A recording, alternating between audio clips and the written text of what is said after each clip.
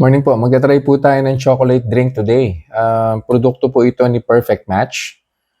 It says on the pack, Easy Drinks, sugar-free chocolate drink.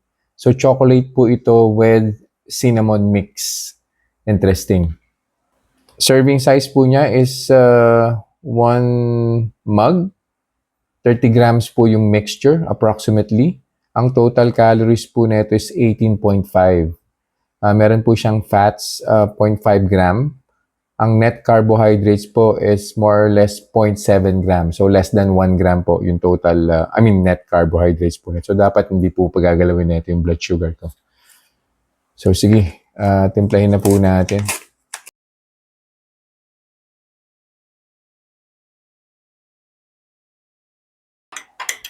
Kumuha na po pala ako ng blood sugar level, 110 po currently. Of course, that's via the OTI CGM. Inumin ko po to and then babalik po ako after 2 hours and we'll see kung ano pong magiging resulta.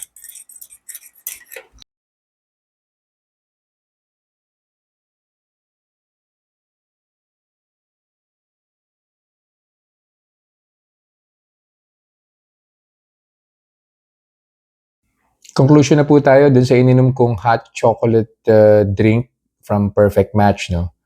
Nag-start po yung blood sugar ko 110.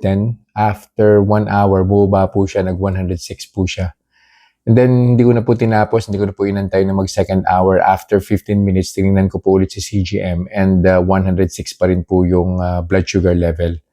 So, pag tinignan po natin yung arrow right after the 106 number, padiretso na po siya. So, ibig sabihin, wala na pong magiging blood sugar increase moving forward.